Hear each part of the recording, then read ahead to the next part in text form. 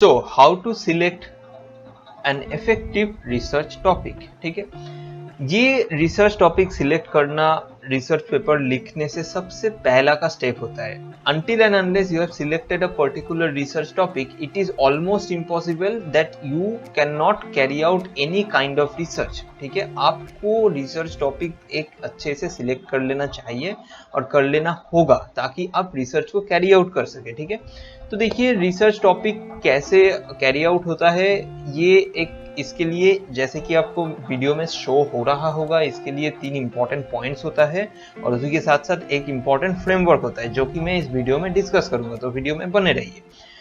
लेकिन शुरू करने से पहले हम लोग एक बार क्लियर कर लेते हैं कि research area and research topic क्या होता है. हमेशा रिसर्च एरिया टॉपिक में कंफ्यूजन क्रिएट होता है. सपोज फॉर एग्जांपल मान लीजिए आप जब स्कूलिंग कर रहे थे तो वहां पे सब्जेक्ट था फिजिक्स, ओके, एंड वहां पे एक चैप्टर था या टॉपिक था, कुछ भी था, वो था न्यूटन्स लॉज ऑफ मोशन. ठीक है, तो अगर हम रिसर्च के पॉइंट ऑफ व्यू से देखेंगे तो physics was a research area and Newton's law of motion was a research topic. So इसी तरह से अगर मैं खुद का स्पेशलाइजेशन उठा लूं मार्केटिंग मैनेजमेंट, तो मार्केटिंग मैनेजमेंट मेरा रिसर्च एरिया होगा और वहां से अगर मैं एक पर्टिकुलर टॉपिक को चूज करूं लाइक प्रमोशन और ब्रांड मैनेजमेंट, ठीक है, तो वो होगा रिसर्च टॉपिक.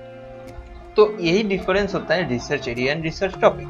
तो research area and research topic समझ लेने के बाद हम लोग मूव ऑन करेंगे कि सबसे पहला पॉइंट कि how to define your area of interest. देखिए एरिया ऑफ इंटरेस्ट डिफाइन करना बहुत ही इंपॉर्टेंट होता है, लेकिन क्योंकि अगर आप एरिया ऑफ इंटरेस्ट को डिफाइन नहीं कर पाएंगे तो आपका रिसर्च आप ज्यादा देर तक कैरी आउट नहीं कर पाएंगे. हो सकता है आपने ऐसा एक टॉपिक को चूज किया है जिसके ऊपर आपका कोई मोटिवेशन ही नहीं है, कोई इच्छा ही नहीं है आपको करने में. ठीक है, कोई मतलब इंपॉर्टेंस नहीं है उस टॉपिक का, किसी ने दे दिया, आपने कर रहे हैं तो कर रहे हैं, तो रिसर्च भी वैसा ही होगा, बेकार होगा, तो कंप्लीट वर्स्ट हो जाएगा. जो प्रोसेस होगा, जो आपका एफर्ट होगा, वो बर्बाद हो जाएगा. तो इसीलिए आपको एक रिसर्च इंटरेस्ट और एरिया और सब्जेक्ट आपको चूज कर लेना चाहिए जो आपको मोटिवेट करे, जो आपको पैशनेट रखे, जो आपका क्यूरियोसिटी है वो बरकरार रखे.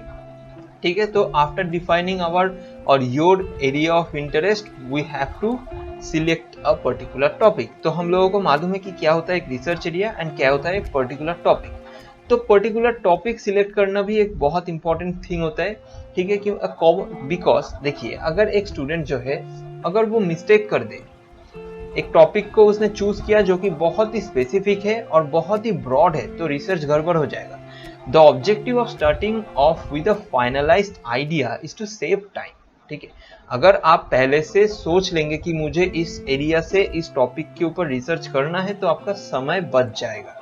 But the time you will spend getting to that stage will help you with the rest of the process. So it is best not to rush it. अच्छे से आराम से आपको खुद का research area and topic choose करना होगा. तो चूज करने के बाद हम लोगों को क्या करना पड़ेगा, जो कि थर्ड स्टेप, जो कि है narrow down the broad topic to a specific topic. तो स्क्रीन पे एक एग्जांपल देखिए. एक टॉपिक है अनएम्प्लॉयमेंट प्रॉब्लम इन इंडिया. ये रिसर्च टॉपिक या रिसर्च एरिया कुछ भी कह लीजिए.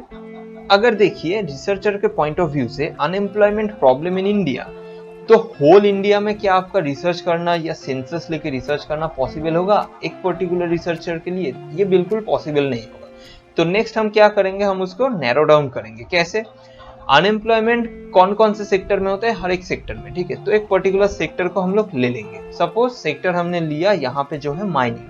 तो माइनिंग हर चीज का होता है, गोल्ड का होता है या कुछ और का होता है. तो यहाँ पे और भी स्पेसिफिक कर दिया हम लोगों ने, जो कि हुआ आयरन ओर माइनिंग. ठीक है, देखिए unemployment problem in India, it is too broad or too general for a focus study and may not be possible for a researcher to cover all sectors within a given time and budget constraint. The topic can be limited to the mining sector, which can be further restricted to the iron ore mining sector.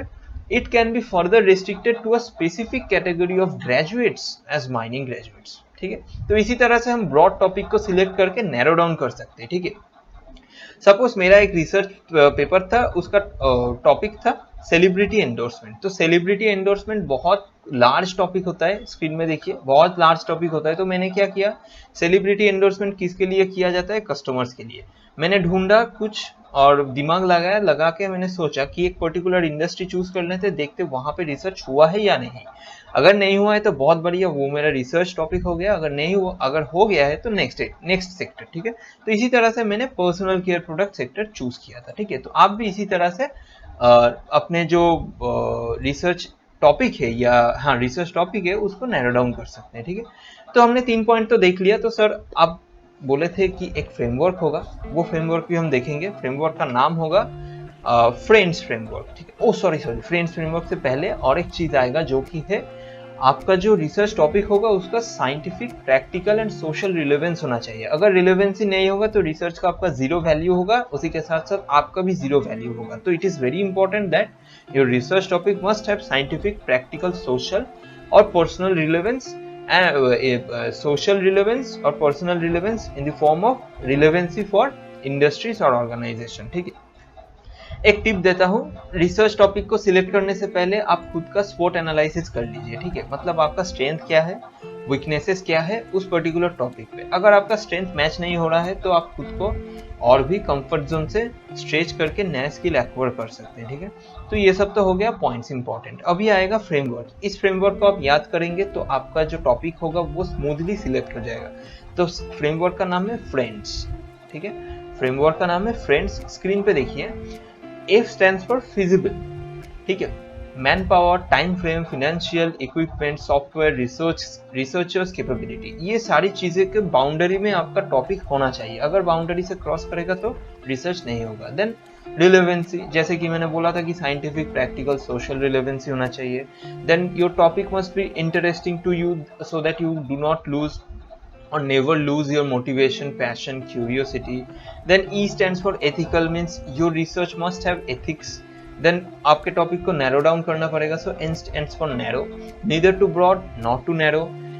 D stands for discipline, core discipline, related discipline, specialization. And S stands for supervisor, ये आपके supervisor के ऊपर depend करेगा। तो ऐसे ही लिखा जाता है और सिलेक्ट किया जाता है एक पर्टिकुलर रिसर्च टॉपिक को। तो आपने तो सीख लिया कि एक रिसर्च टॉपिक को कैसे सिलेक्ट करते हैं। नेक्स्ट आप एक रिसर्च इंट्रोडक्शन को आप कैसे लिखेंगे, तो ये देखने के लिए इस वीडियो पे क्लिक कीजिए और पूरा प्लेलिस्ट देखने के लिए इस प्लेलिस्ट पे क्लिक कीजिए।